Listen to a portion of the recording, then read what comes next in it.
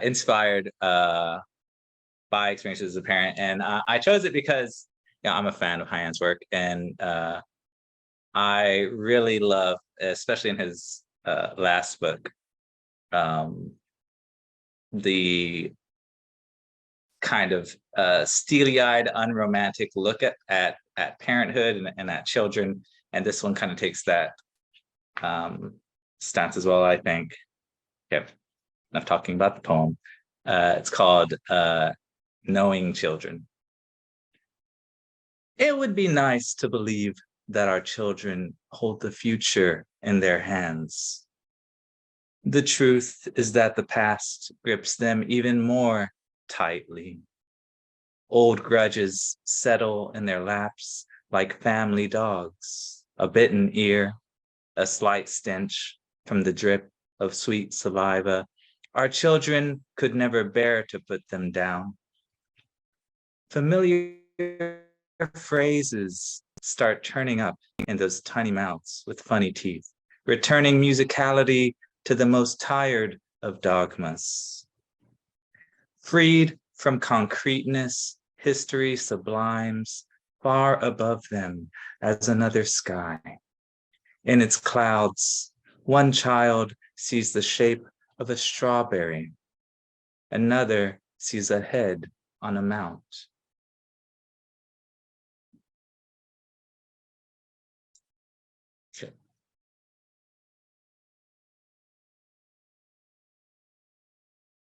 The next poem is a little bit more autobiographical, although it's one thing this book, sorry, I guess I should put up the book. One thing this book is interested in is interrogating not just sort of the characters that appear throughout the poems, but also the way that our archetypes, our go-to metaphors can predestine our lives to imaginative failure, which ultimately probably leads to moral failures. So this is kind of in that vein, thinking about metaphor especially. One great metaphor can ruin a life, and we have invented several. The born fruit, the eternal battle between darkness and light. Geometricians of the ancient world grappled with the difference between two names and two names within a circle. In his phone conversation, a father spoke of how after he left, he would brush his teeth in the dark, as if it were anything more than photons bouncing back at him. Sometimes a word must be fabricated from its brass and bloodshed. Sometimes just its utterance fractures dinnerware left for another to wash. Solar winds in the atmosphere fill the phone conversation with static, airwaves alight with genesis, a fraction of what interrupts coinciding with creation itself. My father, I say to him, can't you see you are a figment in someone's dark imagination? My father, turn on the lights and realize that you're alone. He rolls an orange across grass yellowing from the shade of gardenias. He lays a jackal inside a burning bassinet.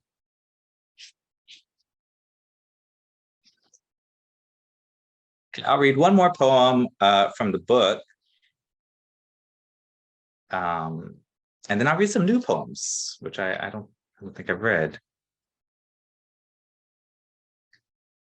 So I have a few poems in here called Alternate Endings, where I take biblical stories and, revise them to elicit some novel insights, or perhaps just to think about this familial relationship, which is very informed on archetypal understandings of manhood as they're presented in the sort of the cultural memory, which is rooted in the people's biblical understandings or lack thereof for these people. Okay, so this one is called Alternate Ending Solomon's Misjudgment. So I don't know if you know the story, very famous story, Solomon gaining the title of wisdom, probably primarily through this one ruling that he's very famous for. And so I changed the outcome of that story. Alternate ending Solomon's misjudgment. No one calls Solomon wise after seeing the child split between the two claimants. The flesh returned to two beds. Neither party is satisfied, but both know the other is dissatisfied, and there's a certain satisfaction there. Solomon complains about human nature to his dozen nearest wives. Is this my blessed nation? He cries, as one wife shepherds her children out of sight, knowing better than anyone the scent of divine whim approaching. After wiping off his sword, Solomon hears the voice of God like the clinks of a belt loosening, but it's his own belt. He was never his father's favorite. His ivory throne now smells faintly of iron, of all the old wars. He misses his brother, beautiful Absalom, whose hair still hangs in a tree, coarse flower, Absalom abloom. Okay, so I have new poems that I want to read. Let's see, I think I'll read 3 of them as well. They're maybe shorter because they're new, I don't know. I'll start with another parenthood poem. This one is called The Early Romantics. As my son perceives for the first time in his new tour of earth, the bizarre elegance of a power outlet, the pure geometry of its socket and plate set against an expansive gray wall placed as few things are, the height his clumsy hands can reach. I watch him inch towards it for just a moment. Then a few seconds longer, just a second more, look, the light in his eyes, the wonder.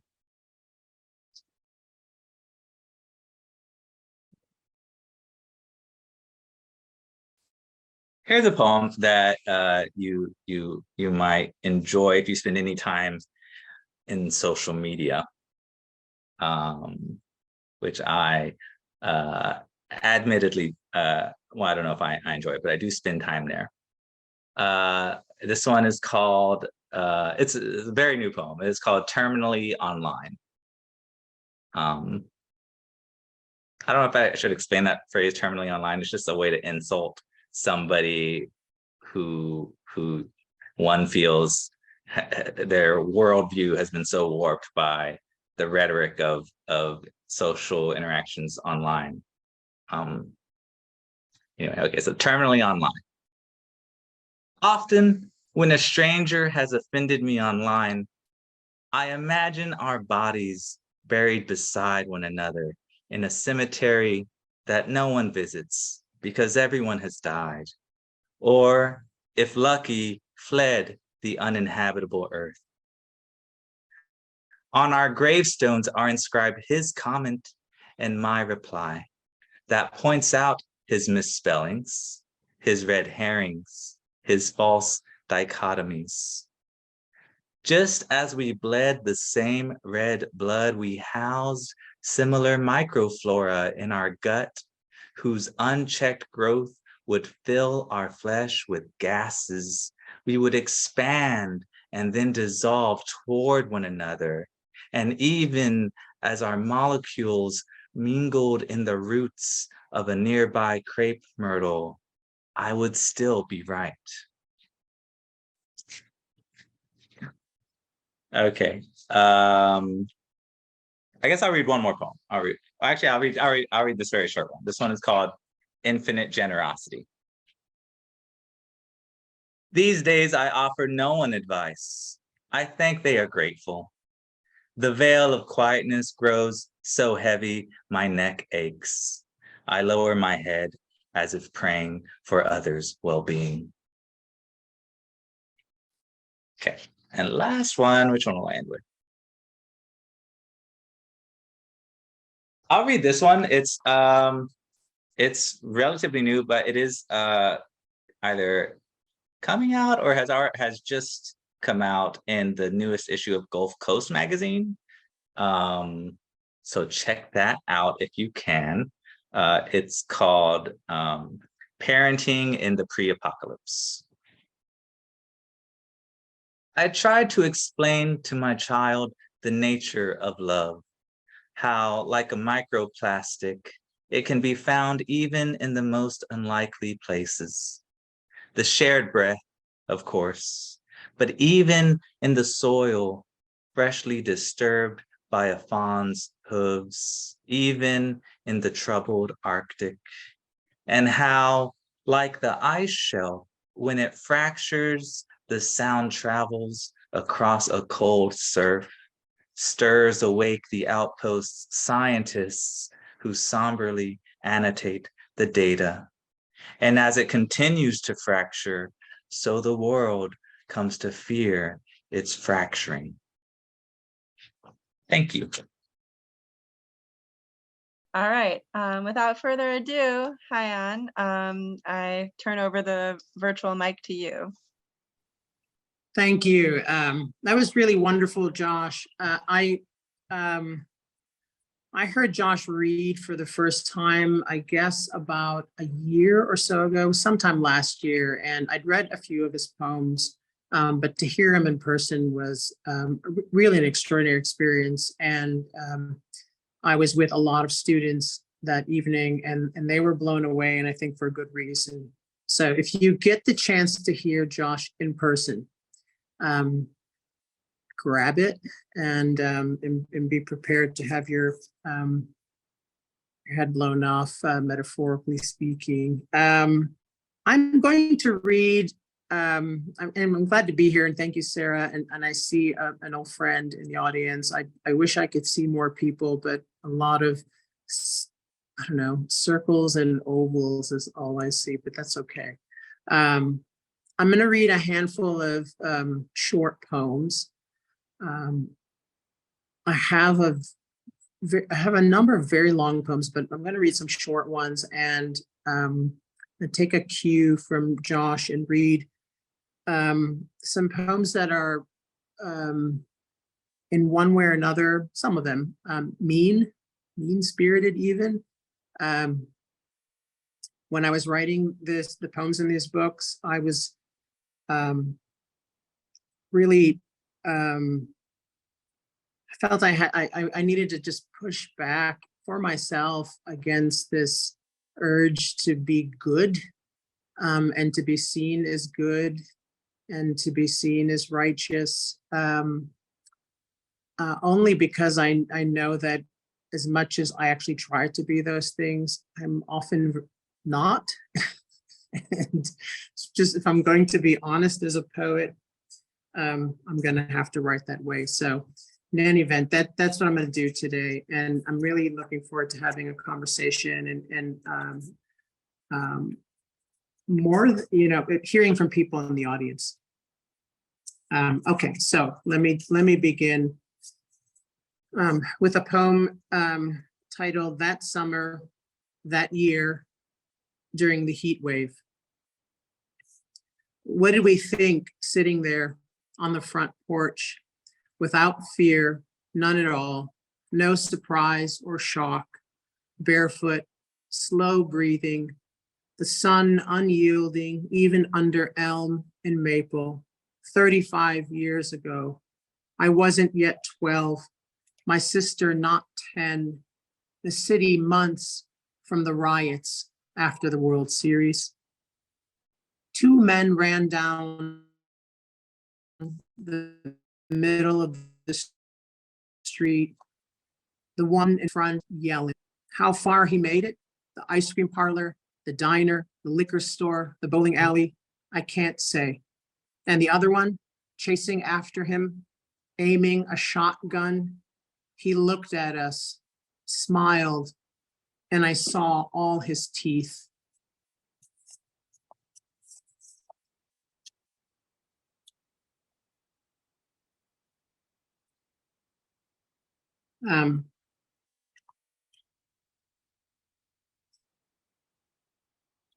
So this series of poems that I'm going to read is it's a series of poems, and it's titled Mean. So it gets closer to what I was thinking about earlier.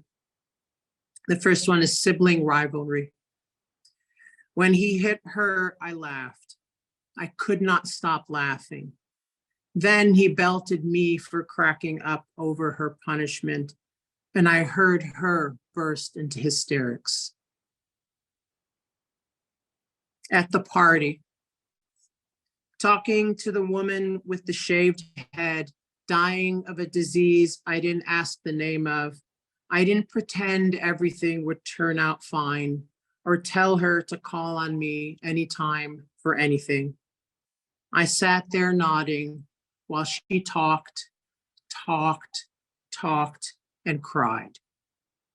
She didn't look half bad for someone who would be dead in less than a month.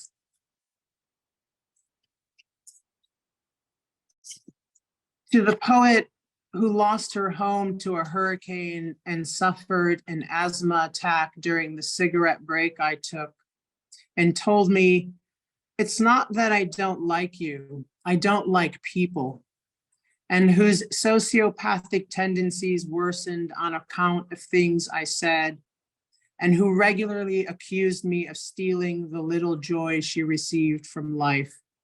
You broke my heart, and I thanked the sun, stars, and moon when you got sick and did not come back.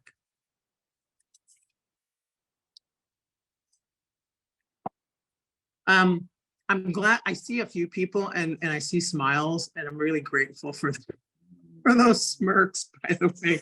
You're my kind of people. And if you're, if you're not smiling, that's fine, obviously. Self-portrait with empty pack of cigarettes. I stopped smoking because someone I knew died of emphysema, and I sincerely wanted to die of something much better than that. Across the country from a cemetery in Michigan. On the corner, I saw a woman without teeth begging. I thought of my mother, who looked beautiful the day she died, and then I felt much better. Sincerity. I watched a spider go under my child's bed. There, found a web strewn with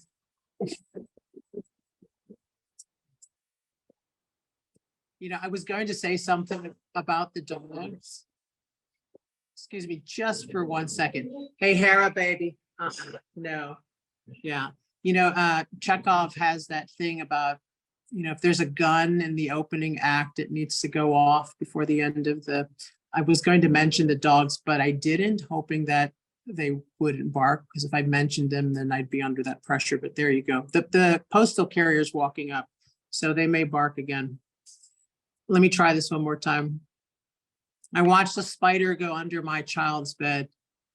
There, found a web strewn with white sacks. Spiders are beautiful, I told my child. Their webs astonishing. When she fell asleep, I crushed them all with a book.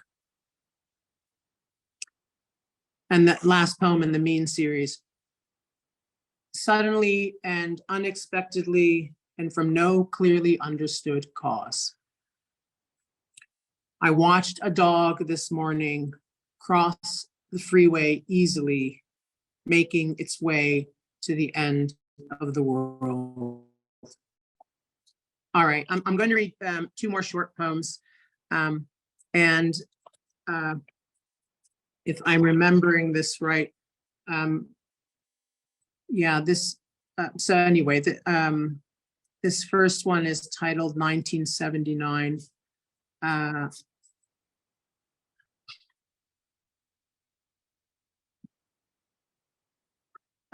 I'll preface this by saying that the poem features my father, and he was an extraordinarily difficult human being to live with. He's a little less so now, but that's because he has dementia, and he's about 82 years old, and it makes it really easy to talk to him and to be around him, because it's just the same 3 or 4 conversations, and none of them are violent in the way that they used to be for so many years. And this is one of those moments of violence that I would never do, but there is a part of me that is proud of him for it. So that's all I'll say. 1979. My dogs may bark again, just FYI. I'm gonna pause because see the mailman is walking up to our door right on cue. I would love to turn my camera on because my wife is shushing the dogs, and okay, I think they're gone now. All right, 1979. We were stopped at a red light. I was in the passenger seat, and a guy crossing the street looked at the Buick, then at us, flipped us the middle finger and said, "Go home, camel jockeys." However hard I try, I can't remember if then and there what the guy said made any difference to me. I was 7. What did I know about crisis? As for the guy, before the light turned green, my father floored the pedal and ran him over. Okay. Last poem. And again, thank you for listening. And I think it's although it's really easy to go to an online reading, it's also really easy to not. It's much easier in some ways. So I appreciate that the people who are here made it here. And I'm so grateful that Josh asked me to participate in this reading and the talk we're going to have. We live in Houston, but we're both teachers, parents. It's so hard to see people, even if you're only a few miles away. So Josh, it's good to see you here. And I get to see Lauren, who I haven't seen in a long time. It's good to see you too. Self-portrait with curses at 35,000 feet. On a flight to Detroit, the guy next to me told me about his shitty job, his dumb, slobbering dog, his good-for-nothing kids, 2 of them assholes, and his lying, cheating wife. Moving at 500 miles per hour above the earth without feeling it, I listened to him go on and on, his pain bad to worse. To what wisdom does suffering give birth? And must we always learn from it? Earlier that morning, my mother had died. And going back to her once and for all, I would find out. But first, I had to suffer Bob. Fucking Bob. Thank you.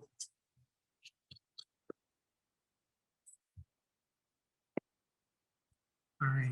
Okay. All right. Take Thank you, everyone. Bye. Have a good night. Bye-bye. Thank you. The same.